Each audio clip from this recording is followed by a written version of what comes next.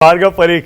अब हम सारे बाकी जो 5 लोग हैं वो भार्गव परीख को बड़े ध्यान से सुनेंगे, क्योंकि वो तो महारथी है गुजरात की राजनीति के, अहमदाबाद में ही रहते हैं। सर हम तो सबको ध्यान से ही सुन रहे थे। हाँ नहीं, हम सभी सुन रहे थे, लेकिन हम 5 मिलकर इस पैनल में अब भार्गव परीख को और ज्यादा ध्यान से सुनेंगे। भार्गव भाई जरा बताइए, ये राहुल गांधी इतना फोकस अचानक गुजरात पे क्यों कर रहे हैं? बिल्कुल मानक भाई, ये सोची समझी एक स्ट्रेटेजी है राहुल गांधी की।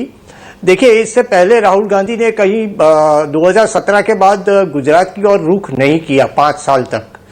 2017 के बाद 5 नहीं 6 साल कह सकते हैं।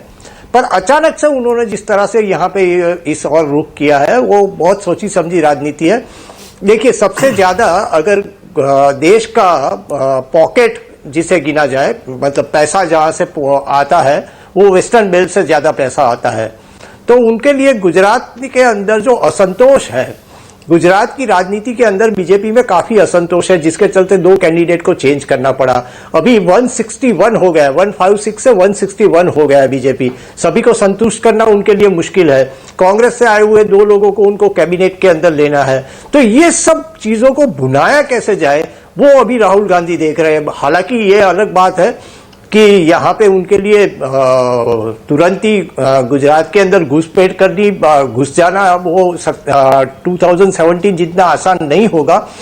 लेकिन आप देखिए कि उन्होंने हरनीकांत बरोड़ा के अंदर, बरोड़ा वाला जो मामला हुआ, हाईकोर्ट ने बड़ी लताड़ लगाई सरकार को, लेकिन वो उस मामले में कुछ नहीं बोले। लेकिन राजकोट अग्निकांड के अंदर वो आए हैं, तो उसको अगर मानक जी बहुत ही माइन्यूटली देखा जाए तो क्षत्रिय आंदोलन गुजरात में लोकसभा के चुनाव के दौरान हुआ था। अग्निकांड जो राजकोट का हुआ, वो राजकोट के अग्निकांड के अंदर मृतकों की जो संख्या है वो क्षत्रियों की ज्यादा है, और उसका असर उनको राजस्थान में भी देखने को मिला, उत्तर प्रदेश के अंदर भी देखने को मिला है। तो ये कुल मिला जुला के यहाँ को फोकस करने के, यहाँ सीधा मोदी पे वार करने की जगह पे उनके जो बगल बच्चे हैं, छोटे अगल बगल के लोग हैं, उनके ऊपर अगर वार किया जाए तो सीधी चोट वहां पे आ जाती है। तो वो एक बड़ी कोशिश उनकी ये रही है।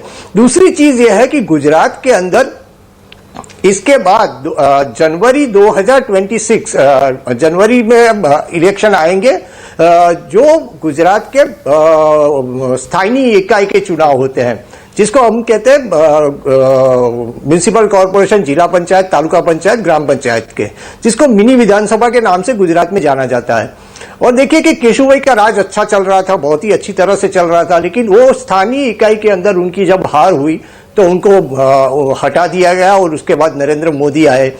उसके बाद आनंदीबेन पटेल को अगर देखिए तो स्थानीय इकाई के चुनाव के अंदर उनकी बड़ी करारी हार हुई, तो उनकी करारी हार हुई स्थानिक इकाई में उनको इस्तीफा देना पड़ा। आज यूपी के अंदर वो राज्यपाल है, वो अलग चीज है। तो ये स्थानीय इकाई के चुनाव जो है, वहां पे क्षत्रिय आंदोलन, बाकी की नाराजगी, 2 बार वोट करने वाले जो यंगस्टर है उनकी नाराजगी इस बार दिखाई दे रही है लोकसभा के अंदर। तो ये सब चीजों को भुनाने की कोशिश की जा रही है। अगर स्थानीय इकाई के चुनाव के अंदर उन्होंने एक मात मार दी, तो यहाँ पे बीजेपी के अंदर जो असंतोष अभी भरा हुआ है, तो वो असंतोष उभर के बाहर आएगा। अभी मैं मानक जी आपको एक चीज और बताना चाहूंगा। गुजरात बीजेपी की हालत जो है, जिसका फायदा उठाना चाहते हैं ये लोग, गुजरात बीजेपी के अंदर 35% वो लोग हैं जो कांग्रेस से आयात किए गए हैं, इंपोर्ट किए गए हैं।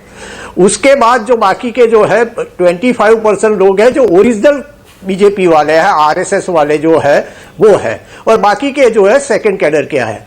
अब सेकंड कैडर वाले को आगे किया जा रहा है, और कांग्रेस से आए हुए लोगों को आगे किया जा रहा है, तो बीजेपी में अपने आप नाराजगी बढ़ती जा रही है। इसीलिए पहली बार गुजरात में ये हुआ है कि बीजेपी को 2 कैंडिडेट बदलने पड़े गुजरात में।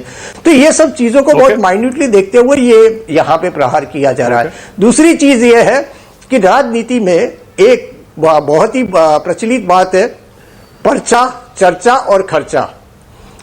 अगर चर्चा में रहोगे तो फायदा है, जैसे नरेंद्र मोदी को फायदा मिलता रहा है पहले से। पर्चा मतलब सुर्खियों में रह जाओगे, चर्चा में रहोगे तो सुर्खियों में भी आ जाओगे, और खर्चा मतलब रैली वगैरह करना। तो ये 3 चीजें बहुत ही अहम है, और उनकी शुरुआत राहुल गांधी ने की है। तो उसकी शुरुआत उन्होंने गुजरात से इसीलिए की है, और ये इस चीज को बहुत ही माइन्यूटली वो खेल रहे हैं। और आने वाले जो चुनाव है उसके अंदर अगर ये प्रहार किया जाता है तो राहुल गांधी को एक विक्टिम कार्ड का फायदा मिलता है, जो पहले प्रीवियसली नरेंद्र मोदी को विक्टिम कार्ड का फायदा मिलता था कि मुझे गाली दे दी जा रही है।